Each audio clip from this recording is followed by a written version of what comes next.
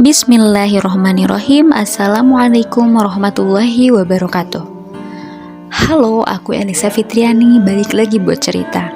Dan kali ini aku akan membagikan sebuah kisah inspiratif yang berjudul Kekuatan Sebuah Doa dan Kepasrahan kepada Allah Subhanahu wa Ta'ala.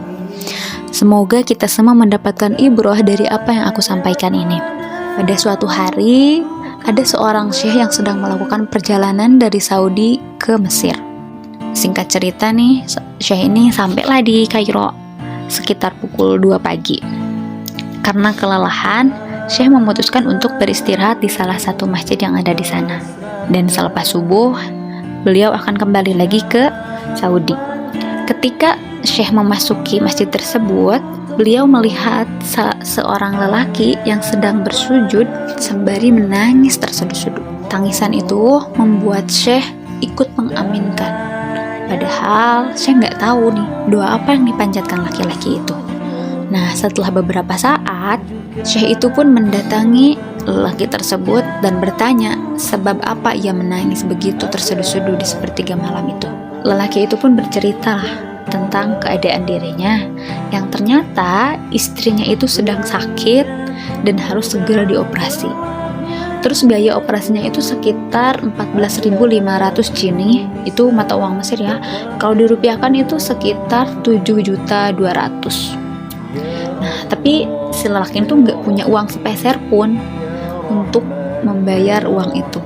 Dan kalau nggak dapat bayar tuh ya otomatis si istrinya nggak bisa dioperasi. Padahal istrinya tuh udah sakit parah gitu. Dia tuh katanya udah berikhtiar ke sana sini untuk mencari pinjaman lah, ya untuk mencari uang untuk pengobatan istrinya itu, tapi qadarullah belum dikasih rezekinya.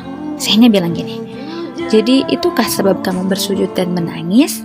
Kalau begitu kembalilah engkau bersujud, gantungkanlah semua kepada Allah Subhanahu wa Ta'ala, mintalah kepada Allah dan lanjutkan menangismu. Allah tidak akan menyia-nyiakan orang yang ikhlas meminta kepadanya. Nikmatilah sujudmu, nikmatilah ibadahmu dan doamu. Niscaya Allah akan memberikan jalan keluar. Gitu kan kata syekhnya tuh. Jadi laki-laki itu pun kembali lagi bersujud dan menangis. Kembali lagi berdoa, berzikir, berserah diri kepada Allah, mengadukan semua keluh kesahnya kepada Allah Subhanahu wa Ta'ala. Laki-laki itu balik lagi ke ibadahnya dan syekh pun melanjutkan istirahatnya. Kemudian menjelang azan, datanglah merbot masjid tuh, datang dan membangunkan syekh. Karena kan waktu subuh udah deket nih, jadi membangunkan syekh tersebut. Nah, berkumandanglah azan dan menjelang iqomah, merbot meminta kepada syekh untuk menjadi imam masjid. Namun permintaan merbot masjid itu ditolak oleh syekh karena syekh sedang beristirahat dan meminta yang lain saja untuk menjadi imam masjid. Nah gini, gak disangka-sangka suara syekh itu terdengar sampai keluar. Dari mana? Kok bisa terdengar sampai keluar? Ternyata mikrofon masjidnya belum dimatiin sama si merbot, sehingga suara syekh terdengar keluar. Di luar ada yang mendengar suara syekh. Nah, padahal dia tadinya mau sholatnya di masjid yang lain. Tapi karena mendengar suara syekh, akhirnya dia memutuskan untuk ke masjid tersebut. Nah, setelah selesai sholat subuh, si pengusaha tadi yang masuk ke masjid itu langsung menghampiri syekh dan berkata, "Ahlan wa sahlan ya syekh, saya adalah salah seorang yang mengagumi Anda dan selalu mendengarkan ceramah Anda."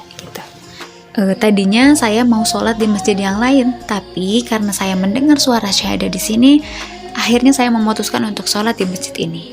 Gitu nih kata si pengusaha tuh.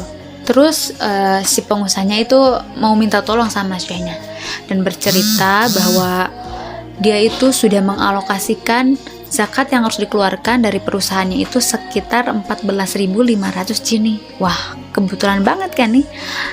Setelah mendengarkan si pengusaha ini, saya langsung mencari lelaki yang bersujud tadi. Laki-laki yang bersujud sampai nangis tadi tuh dicari sama syekh.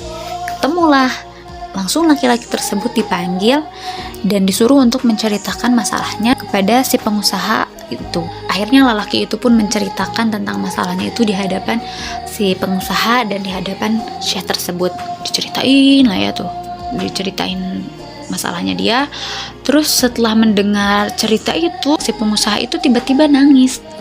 laki yang bersujud itu heran dong, loh ini orang kenapa gitu kan, dia yang punya masalah kok orang lain yang menangis gitu kan. Akhirnya si pengusaha menjelaskan nih, sebab dia menangis karena ternyata kuasa Allah itu benar adanya. Sebab dia itu udah menyimpan uang zakat itu selama seminggu, dan bahkan istrinya tuh udah ngomel-ngomel kalau kenapa uangnya belum dikasihkan juga gitu kan. Tapi dia tuh tetap bersikukuh, si pengusaha itu tetap bersikukuh untuk menyimpan dulu sampai dia ketemu orang yang benar-benar membutuhkan uang tersebut, membutuhkan zakat tersebut, supaya zakat yang dia keluarkan itu bermanfaat dan menjadikan amalan yang dapat ia petik dan menyelamatkannya di akhirat nanti. Nah, mendengarkan penuturan si pengusaha tersebut, sekarang gantian lelaki itu yang menangis, memuji atas kebesaran Allah. Ternyata sebuah takdir yang dinamakan kayak kebetulan itu ada gitu. Akhirnya uang sebesar 14.500 Jun itu dikasihkanlah kepada si laki-laki tersebut. Ia pun langsung bersujud dan langsung ia pun kembali ke tempatnya dan bersujud, bersyukur atas rezeki yang ia dapatkan itu. Nah, begitulah kisah nyata yang tentang menggantungkan segala sesuatu kepada Allah, berserah diri kepada Allah, serta kekuatan sebuah doa. Tapi ya kita ya jangan asal pasrah aja gitu, doa aja tapi tanpa ikhtiar. Tapi harus dibarengi dengan ikhtiarnya sebisa kita, semampu kita. Dan cerita ini bersumber dari salah satu ceramah Ustadz Khalid Basalamah, dan sebenarnya ada beberapa versi juga di yang lain selain dari Ustadz Khalid Basalamah. Ada beberapa versi cerita, tapi yang mengarahnya tetap sama kayak gini. Terima kasih. Assalamualaikum warahmatullahi wabarakatuh.